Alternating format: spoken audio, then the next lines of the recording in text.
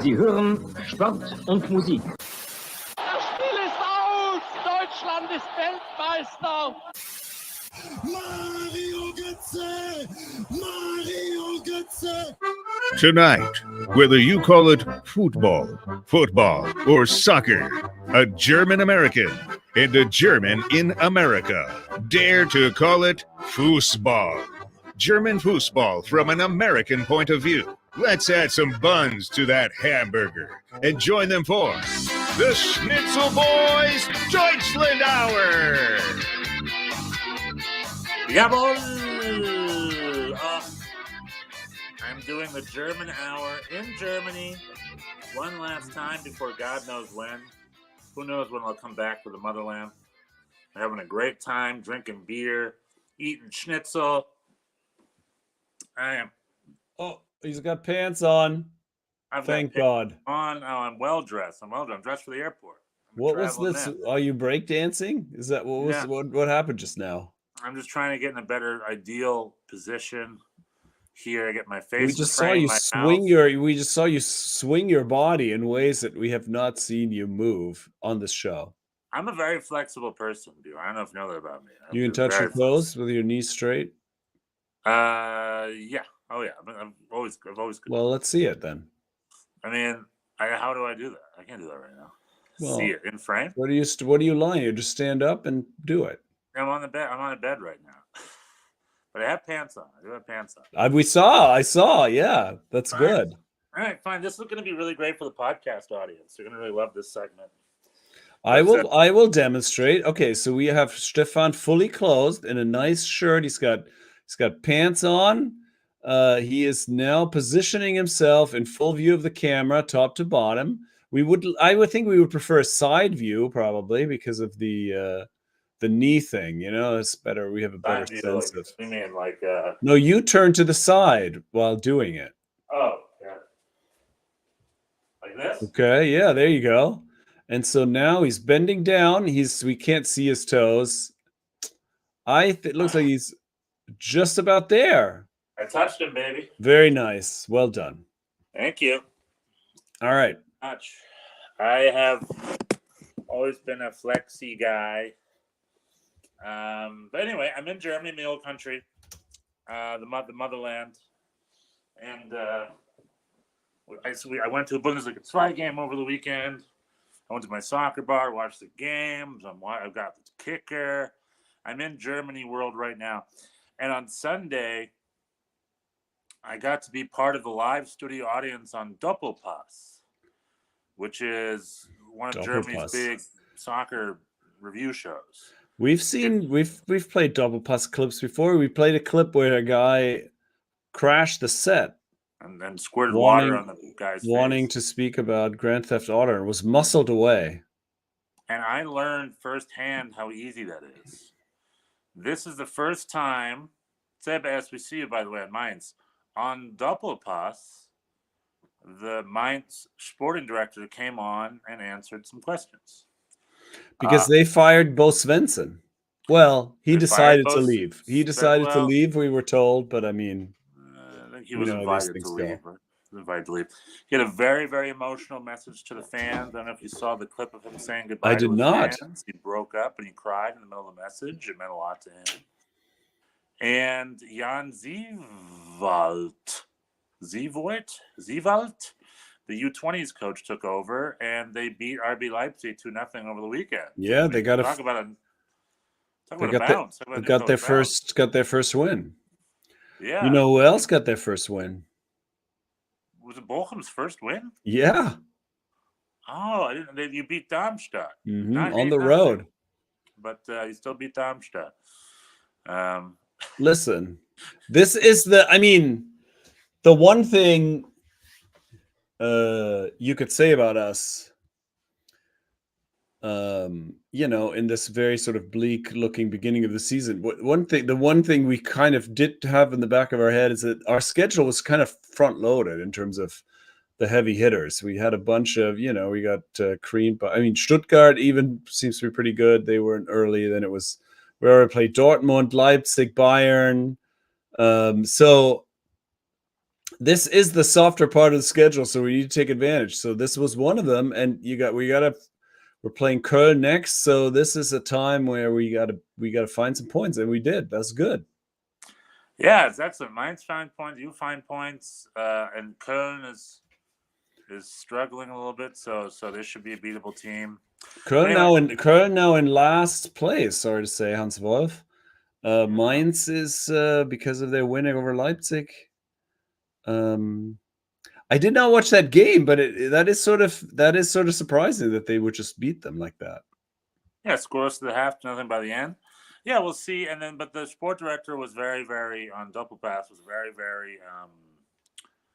He was not ready to celebrate. He was just like, "Well, we need a few more wins, don't we?" He wasn't ready to hop on everything being solved and da. But he didn't really offer any super specifics, at least that I saw, of why. It seemed to be a new coach bounce. We'll see how long it lasts, And like I discussed last week, I talked to the Mainz fans here in Germany, and they're like, we've had a lot of a lot of bad luck with injuries, and the captain's back, and they're slowly coming back a little bit. So it's looking optimistic for Mainz moving forward. It's looking like they might be picking up some points here. So Seba you might be spared relegation this year. I mean, I don't want to make bold predictions like that. What? Yet. I don't want to make bold predictions like that. But Mainz is looking like it's going to start picking up some points again, and they're going to. So Mainz against Darmstadt next, and Bochum against Köln. Yeah, these are some relegation battles. We got to see. I mean, as long as your team in the Bundesliga for sure, in the Premier League, if you average a point a game, you should stay pretty clear of relegation. In Germany, it's not the case. If you have less than a point per game, you are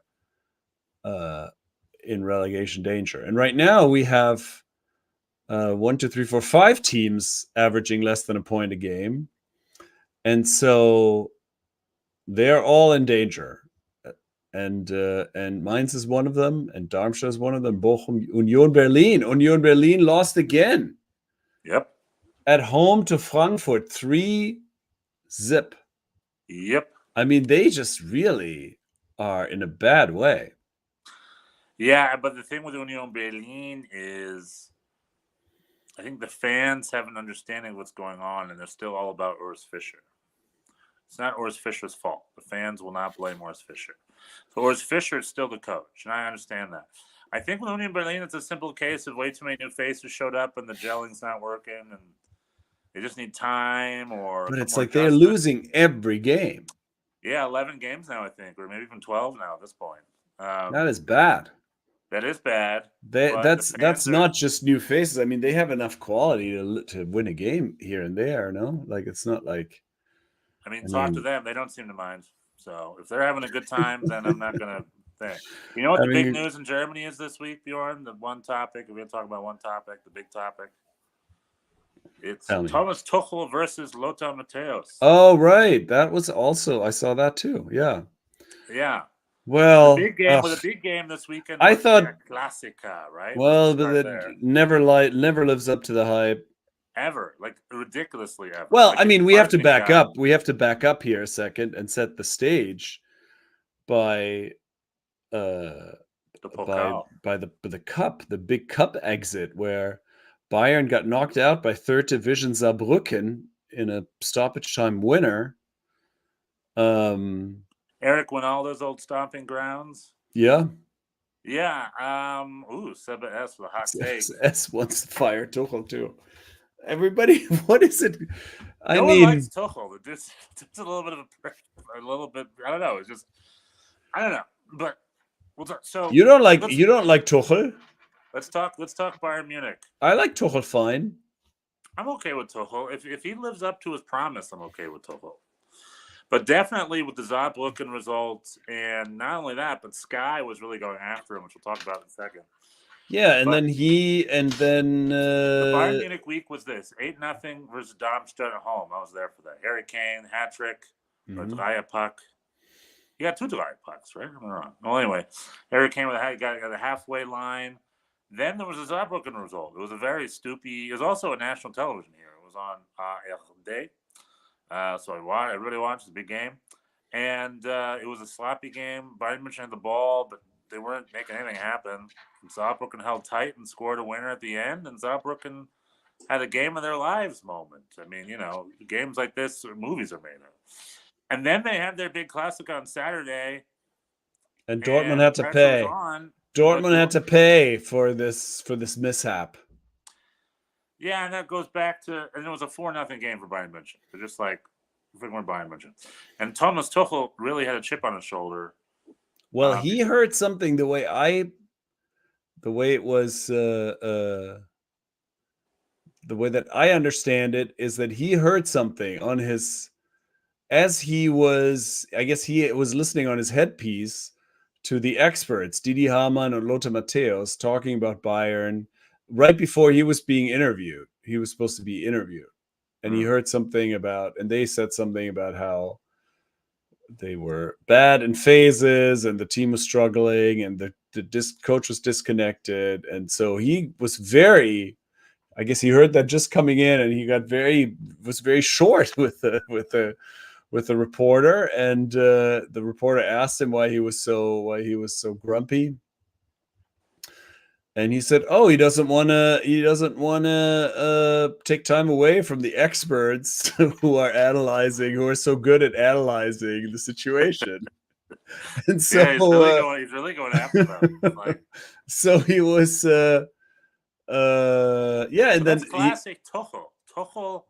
I think the reason Tuchel rubs people the wrong way, he did this at Chelsea too. He's just like a really whiny guy sometimes. Remember when he grabbed the Italian guy's hand? What's his face? I forgot his name. The Italian, the Italian coach of Tottenham. Pochettino. No, not Pochettino's Argentinian. Conte. The guy who won the Chelsea with the Premier League, and he was the Italian. Antonio Conte. Antonio Conte. Remember they had that big shake gate? Remember? I don't remember. You don't remember? It's a great gif. Tuchel shakes what's his face's hand, but like won't let go. And Italian guy's like, "Oh, I won't let go." And it's this whole thing. And it was just, you Google it right now. All right. And it was typical Tuchel. He's just winding up. He's whining. Where he's ready for a whine. That guy. After the Saarbrücken elimination, Matthäus and Hamann pretty much said that under Tuchel, Bayern have made absolutely no progress. And then, as a joke in the post game or whatever, Tuchel's like, "Oh, that's funny because I think Matthäus and Hamann also have made no progress as analysts," and that was like a joke. But the Sky game over the weekend, the entire pregame was just about how great Dortmund was and all of Bayern's weaknesses. He felt like Sky was going after him a little bit, and then he destroyed him 4-0, and then led to what you. Right. Well, that was before the game, and then post game he came back and they were saying how. Like, how about that? Pretty much. Yeah, it was like a funny, jokey joke, but he is on a warpath with. He was being very sarcastic. He had to. They said, "Oh, it was a good game for Bayern," and he said, "Well, if you think that, then this is like Christmas and Easter on the same day." Yeah, he's really not into Sky right now. He's really not into Sky. I think it's. I think Tuchel's being nuts. I think it's all right for him to be a little upset. I don't know. I mean, he's not a guy. I have nothing against Tuchel. I thought when he was at Chelsea, it was a difficult situation with the ownership transfer and Roman Abramovich leaving, et cetera, and he was coached through all that, and I think he handled that very well. And I think most Chelsea fans, would still probably like him back. I don't know if they. I think they have not done as well. He won the Champions League with him. They have not done as well since he left, and so I don't know. I mean, he's a prickly guy. He doesn't have an easy way about him. Like when he's trying to be funny, it doesn't really land. Like there's no. He doesn't have a lot of charm, I guess, but Riddle me this, Bjorn. I think Riddle me this. he's got a little right to be upset. He's got, he's, as he was pointing out on they've dropped points twice. They had draws against Leverkusen and Leipzig. They've won every other game. They lead their Champions League group. Yeah, and they had a lot of injuries. They had some squad problems. They didn't get all the players they wanted, and I don't know. He hasn't done a whole lot. He has not done a whole lot wrong, in my opinion. And but I mean, that was true for Nagelsmann as well. He didn't do that much. But then people are like, "Oh, that guy sucks." I don't know. Being eliminated from the cup in November is not okay. So yeah, obviously, I mean, yeah, nobody. But that's a fluky thing. That shit happens in the cup sometimes. But the thing is, they replaced Nagelsmann with him, and one of Nagelsmann's criticism was like kind of like the way he behaved a little bit. Like they want the Carlo Ancelotti, they want the Louis van Gaal, they want the guy in the suit is quiet on the sideline and he's above it all. They're not getting that with Tuchel. Like Tuchel's the exact. He's like him going after Sky. I agree with you. Like I understand how easy it would be to do something like that. And I mean, Lothar Matthäus, come on. Shouldn't he be above all that? Like analysts criticize, especially German analysts. Kidding me? I'll talk about a negative thing. Like whatever. That's how that works. That's their job. That's how that works.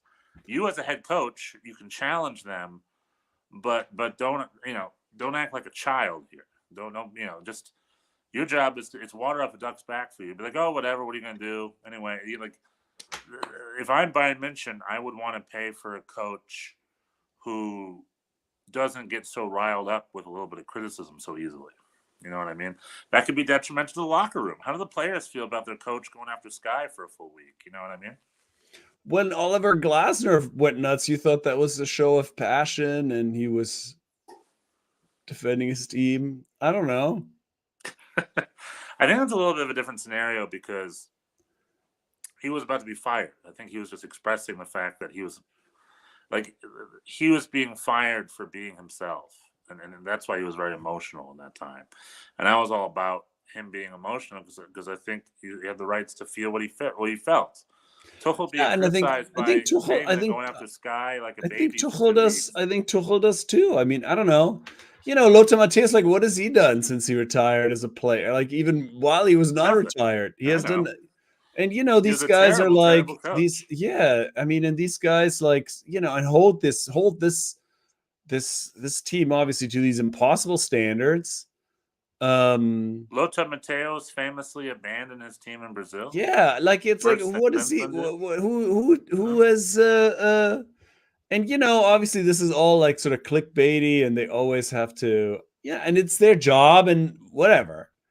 But that's a bigger issue. I think Tuchel gets to be a little testy. I think that's also fine. I don't think I mean, I think you're right. I think that's just who he is. He doesn't have, other people are just have an easier way with that kind of thing. They and so it comes off a little differently. He is not a comes off as immature. He's not a funny guy. He's not a charming guy, so it doesn't land all that well. But I think that's just who he is. I mean, whatever. He gets to be a little prickly. I think that's okay. Well, I think it shows immaturity. Like senior coaches don't act like this. So it's just something I don't know. Maybe he'll get better at it with time. It's Tuchel. Bayern immaturity, a couple of times about you can't say certain things in public. Like Bayern München are trying to control Tuchel, and it's not working. But their dudes also say a lot of stupid stuff on. Yeah, I don't know. Talking about the Palestine stuff. What? I don't even know about that. Muzraoui. No, but it's like the Bayern blowhards, the Hoeneßes and the Rummeniges, and when Rummenigge did a drive-by on Porzula and I don't know, it's like. Yeah, it worked. Zula dropped 4 goals over the weekend.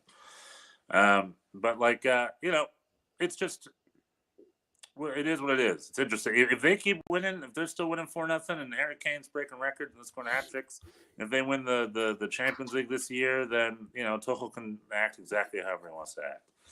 As long as the atmosphere is good, there were rumors somewhere. I don't 100% know the source where people think there's a rift between Tuchel and the team. Hopefully, that's not the case. Yeah, that's what Lothar Matthäus said. That's what. Yeah, maybe. Yeah, perhaps. I don't 100% know. I was listening to the Beer and Honey podcast, and they said it was not Matthäus or Hamann.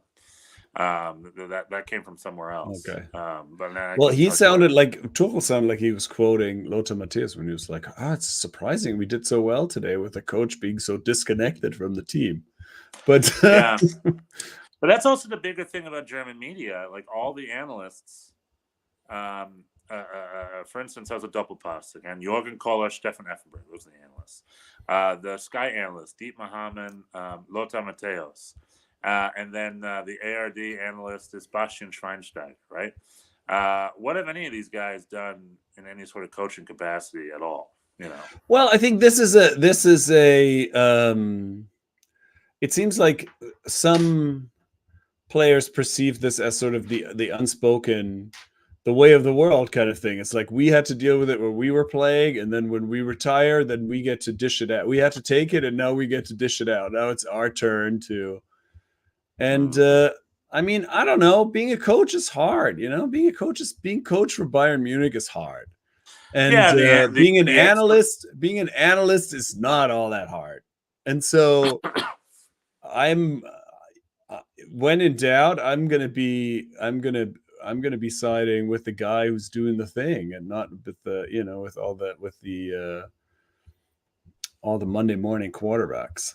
Yeah, who haven't done like Stefan Effenberg. Come on. Oh, your light just went out. Yeah, I had to. Sorry, I was just adjusting something. Yeah, This is our podcast audience. We have to say that this is the most visually stimulating episode of the Schnitzel Boys ever. There's more happening than ever before. Yeah, reach my toes. Yeah, we saw your outfit. Ooh. We saw you twirl around your bed. Now the lights are flickering. This stuff is happening. The trip is coming to an exciting conclusion. Well, next week I'm back in my studio, my desk studio setup that I love so much. I'm glad I'm back in the mothership on my desk studio. What are you missing the most about California? I definitely miss my kitchen. Let's put it that way. Because it's been cool here in Germany, but I don't have any there's no kitchen or microwave here. And I bought a prepackaged currywurst kit from Edeka up north, assuming I can microwave it down here. But no one here has a microwave. So I thought I'd throw it away, but instead I packed it in my suitcase. I'm going to fly it to Los Angeles. I'm going to microwave it in Los Angeles when I get back. So I'm looking forward to my microwave. Looking forward to that. Yeah, that's about it. I'm really into Leberwurst. But as a vegetarian, I don't eat Leberwurst. But they have really great vegan Leberwurst here. Oh, okay. So I have a bunch of that in my backpack too. I look forward to eating that in Los Angeles. What is that made out of? Mushrooms or peas? Oh. It's delicious. I'm telling you, it tastes exactly like Leberwurst. You would have no idea. Oh, wow. It tastes exactly like Leberwurst. The vegan scene here in Germany is excellent. I'm sure it is. I went to the McDonald's here because I like going to McDonald's when I'm overseas as a little David Riccio last week was questioning whether it would be possible to be vegetarian in Germany. And yes, the answer is yes. Yeah, I mean, these days, also here in Munich, like, half the restaurants aren't vegan. All the ice cream is plant-based. Munich is a hip town, man. It's Williamsburg. But the McDonald's here, they had a Beyond Burger. They have their vegan McNuggets taste amazing. It tastes just like chicken McNuggets. We need that in the United States. Although maybe it's best it doesn't have the so I don't eat it all the time. But anyway, long story short is I am looking forward to my kitchen. Let's put it that way. And, that's about it. The rest of it's good to see my friends again, I guess. But I've been loving going to the bar. Went to the bar yesterday. And in typical German stereotype mode, Stuttgart was playing. A bunch of Stuttgart fans showed up with their Schwabish accents. And Stuttgart, it was maybe the first time I really watched a Stuttgart game because Stuttgart were playing really great football. Did you see the game at all? No. Great football. Passing it, moving the ball around. They lost 2-0, including Heidenheim scoring a goal from half field, just like Harry Kane, because they got the goalkeeper out of position. So Heidenheim, small team, they really utilized their set pieces in a way I wish the United States would have half of. Like when it's free kick and the first goal came off an Eka, a corner kick, and the second goal came in response to Stuttgart pushing up high. So without Guirassy, Stuttgart doesn't have that knipser, they don't have that finisher. But they really, with Führich and all the other guys they got on there, I'm drawing a little bit blank right now. They really moved the ball well. They set themselves up really for success, and it's clear why Guirassy has been putting him in the back of the net so often because the rest of the team is just doing a lot of the great work. But what was I going to say? Oh, a bunch of Stuttgart guys sat next to me, and the guy to my left, where do you think he worked? Mercedes-Benz. Daimler-Benz. Bing, bing, bing, bing, bing, bing, bing, bing, bing. That is in German fashion. If you're like from a city, people kind of know where you work. it's like a pretty German thing. It's a stare, but like literally the dude from Stuttgart sat next to me, and he wasn't really into soccer fans, just there for his friends. So him and I started talking. He lived in Charleston, South Carolina for a year. Told him he loved Charleston, and Mercedes is in South Carolina. So sure enough, he's like, "Oh," I'm like, "Where do you work?" He's like, "Oh, Mercedes." I was like, "Oh," it's just in my head. I was just like, "Oh, the people here from Stuttgart. I wonder if they work for Mercedes." And that's exactly what happened. Just like if someone's from Ingolstadt, they work for Audi. Someone's from München, they work for BMW. Someone's from Wolfsburg, they work for VW. It's just so funny how you can just tell where people work based on where they're from. Where they're from. But I had a great conversation with the guy from Mercedes. I had a great time watching the Stuttgart game. Their hearts were broken a little bit, but they weren't too serious about it. And Heidenheim got 3 points. The Heidenheim fairy tale continues, but Stuttgart played some really great soccer. I was really impressed with the way they played. So, Sebas would like us to predict who will get relegated in the Bundesliga. The 2 teams and maybe an extra third team. You want me to go first? Yes. It's going to be Köln and Darmstadt and maybe Union. Yeah, Darmstadt. Yes, Darmstadt definitely. Yeah, I mean, I was going to say Darmstadt and Köln. I was going to say it's either Köln or Mainz. I think it's Köln. Union Berlin is interesting. Yeah, I wonder if they're going to get that bad where they just. I don't know. I think Union Berlin are going to pick it up somewhere. I hate to say this. I think it's going to be. I'm trying to think of Mainz. I know I just said Mainz can do a turnaround, but I think it is Darmstadt, Köln, and Mainz. I think they're on the way down. Although maybe Mainz will get in the playoff and they'll win the playoff. We'll see. So it might just be Köln and Darmstadt. All right. Wolfsburg Werder Bremen 2-2. Kevin Paredes got a goal. Bochum got their win. Mainz finally. Amazing. Did you watch the Bochum-Darmstadt game at all? I did some of it. I didn't watch all of it. But yeah, that was great. Did you run in the marathon this weekend or what? I did not. I was part of a group of people manning the mile 13 water station. Oh, but it was because you did mention last week it was marathon weekend. So it was marathon weekend. You were volunteering for the marathon. Yeah, I was at the. That's why I was only watching it in and out because I was volunteering at the expo on Friday. I ran a little. I mean, I walked mostly because I'm still getting over my injury. I did a little race to the finish line on Saturday, and on Sunday I was helping with the water station.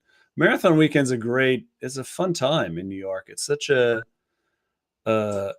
high-spirited weekend. All kinds of people get together, and it's always a fun thing. And being at the water station was kind of intense. It's kind of an intense thing. Yeah, how much water do you give it? You have to give it out to 4,000 people or what? How many people? 60,000 people. Oh. I mean, not everybody stops for water at every water. So there's water spots at every mile. It's funny because, in the beginning, the pros go first. They start these people in waves. Not everybody goes at the same time. So, and the pros go first. The pro women go first, and they come at you at high speeds. I tell you, this is not I would have a hard time. I probably couldn't even do it. I don't even know. I would have a hard time keeping up with them for a block. But they are running 26 miles at this pace, and they come at you, and so you're standing there with your water cup in hand, and I'm like, I don't want to fuck this up. I hope I don't do anything stupid. Now, a lot of them also, because they do this more quickly, they don't. There's not everybody takes water, but some of them, and it's like, yeah. And then even the fastest of the normal people are still quite fast. So it's in the beginning, it's very intense when people come at you at high speeds and you're trying to, like get them what they need. And then as the more normal people come, the pace slows down and then it gets sort of easier to hand things over. But it was a fun thing. It was a fun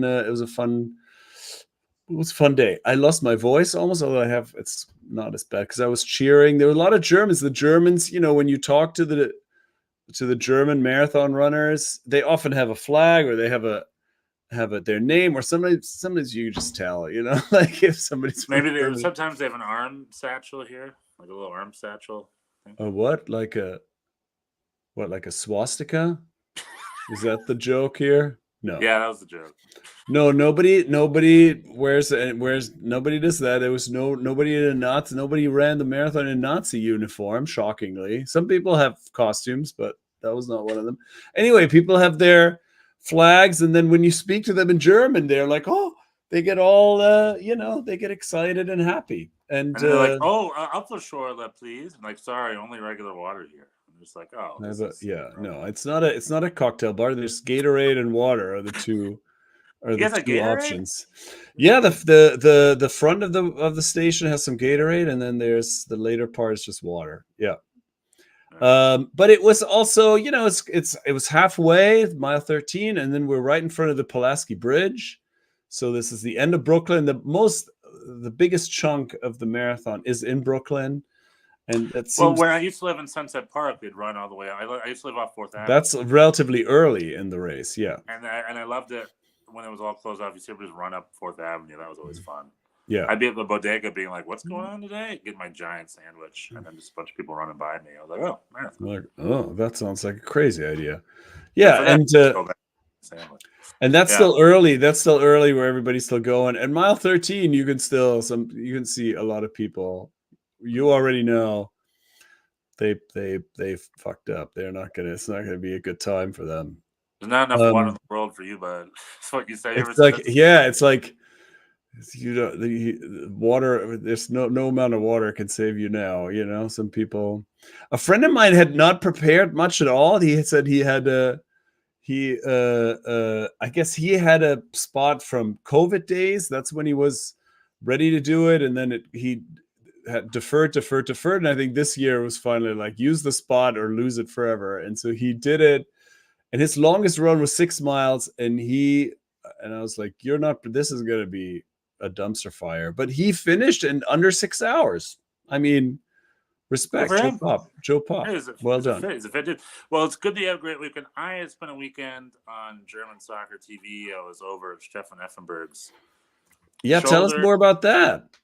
I wore the New York Red Bulls jersey as like a nice funeral procession. I wore it all around Germany that day. I took the New York Red Bulls jersey to the Alte Pinakothek because I went to the Pinakothek. Oh, that's right. The museum. Which was a great experience. It was such a great way to cap off my trip. Excellent. Because they have so many great artists there. Like, they have an excellent collection. Yeah. And it was all the artists that I've been learning about, but I've been missing. Like, the Van Gogh Museum was closed. Caspar David Friedrich, Kevin Humboldt. I wanted to see the painting there, but that was closed. So then I went down here. I had everything. I had Caspar David Friedrich. I had Albrecht Dürer because I went to the Dürer house in Nuremberg over the weekend. And then they had a bunch of great Van Goghs, and it had But it's like also it's Madonna. sort of nicely presented, right? It's not like Yeah. it's not overwhelming in the way that the Louvre can be, or like these big museums. Right. It cost $1. It was €1 Sunday, so it was a little full. But I had a great time. It was great. And I had my New York Rebels jersey on the whole time, which I thought was funny. And then from there I went to the Fußballkneipe to watch the Sunday games. But I went to Doppelpass, and I've been to a lot of American show tapings and American TV and blah, blah, blah, blah, blah. This blew my mind. There's absolutely no way somebody this would film in the States. It is in the lobby of the Hilton at the Munich airport. And it is very much just in the lobby of an airport hotel, because right off, we were all sitting there. And if I look to my left, it's a full restaurant with a bunch of kids and families eating. And if I look to my right, it's a bunch of people checking into the hotel. And in an airport hotel, it's a bunch of foreigners and stuff. So looking over, being like, "What is it? Who are these? What is this?" You know what I mean? It's just a setup in the middle of an airport lobby. Beautiful airport, by the way. The Munich airport. It's like a shopping center. It's almost like you're in a mall. And going back to that guy who crashed the set, the security is nothing. It blew my mind, right? You have all these guests sitting there in the table. The minute it's time for commercial, everybody just stands up and just walks over to the bar. They walk through the set. Stefan Effenberg had a security team with him of 3 people, and they did not get in the way of me getting a selfie with Stefan Effenberg. Like, I was just over at the bar waiting for him to come back to do a selfie, and a couple stage managers were there, but no one told me anything. Like the audience doesn't even have a warm-up guy. The host himself comes out, does a little quick spiel for like 5 minutes. He's just like, "Don't worry, guys, sit down, have fun, enjoy yourselves. It's going to be a blast." That's like all he said. And then it started, and we were on live TV for 3 hours. Yeah. And I'm just like, okay, like I could. And it's 3 hours, really? That's a long time. It's even more. There's an hour. There's a live hour countdown. So every 5 minutes with a clap, and there's a host being like, "Welcome to Thing," and then it started 11 a.m. and it went to 2 p.m. It was a 3-hour broadcast, and they give you free beer and free water from the bar. They give you beer and hang out, and everyone's just there hanging out. And then when the show was over, it was like a meet and greet. Jürgen Kohler just held court with all the fans, and it was just like. And then the host took pictures of everybody. It was like, this is such a sweet experience. He's a true legend. That guy, underrated. He was a good analyst, by the way. He was dropping the truth bombs, but it's just like, go to Jeopardy and be like, "I can't wait to get a selfie with Alex Trebek afterwards," or whoever the new guy is. No chance. Yeah, that's not how that works. You're coached, you're trained, you're managed. You know what I mean? This was very much like, come on down, grab your seat, drink a beer, and watch Stefan Effenberg and Jürgen Kohler talk about the Schnitzel. They talked to a referee at the end, and Stefan Effenberg was invited to go to Kölner Keller on Friday and to watch, because they talked about a couple missed calls again, and I don't know, football talk for 3 hours. It was a lot of fun, and like I had no idea I'd be able to go up to the players and talk to them. And you had a young girl sitting on your lap. I saw on Twitter. I think that was just angles. I think I was sitting behind this couple. A nice Dortmund couple. But I had my cousin flip on the TV, and they took pictures and sent them to me. And very much I'm just there nodding over Stefan Effenberg's shoulder every time Stefan Effenberg has something to say. I'm just like, yes, Stefan. I don't care for that. I don't care for that guy. Well, he got famously kicked out of the 1994 World Cup for flipping off the audience. That's the cover photo I have on our thick or whatever. I don't know. Mel Zebas would like us to know who's going to be promoted. St. Pauli and yeah, I think it's going to be the 2 Hamburg teams. Yeah, I agree. I think they're going to hold on. Thank God, brother.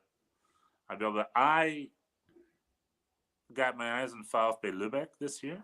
My little VfB Lübeck in the 3rd division. They're, I think, 16th place, but I'm just hoping they stay in the 3rd division. Yeah, I mean, The other fun team this year is Fortuna Düsseldorf. I would love to see them make their way back up to the top. Yeah, they're your new favorites. They are my new favorites. But anyway, overall, Mainz got points. Bayer Leverkusen, with all this talk, we haven't even talked to Bayer Leverkusen yet. Bayer Leverkusen, They won again. Still winning. Keep At winning. Doppelpass, they brought up a great point, which is the African Cup of Nations is this year. Mm-hmm. And Bayer Leverkusen are going to lose some key players for 5 match days. Mm-hmm. And that's like a freaking blow to the head, isn't it? Mm-hmm. It's 100% out of their control.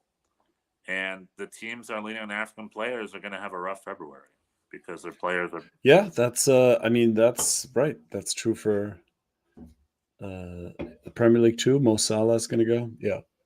Yeah, so that's an unfortunate thing. We're curious to see how Bayer Leverkusen manages that. But so far, they're still up top. They're still doing it. Xabi Alonso is still super genius. I mean, here we go. Strap on the Bundesliga. Bayern München is second place. Yeah, I mean, they've only dropped points against Bayern. And that game they should have won too, I guess, in some ways. So, yeah, I mean, incredible. They're going to lose a game at some point, but yeah. And Stuttgart is losing. Then we have Champions League this week. We have starting tomorrow. We've got Dortmund against Newcastle, Red Star Belgrade hosting Leipzig, Napoli hosting Union, and Bayern hosting Galatasaray. Yeah, we got our eyes, Union Berlin, are they a lost cause? Who knows? I mean, Dortmund are hosting Newcastle, right? Yeah.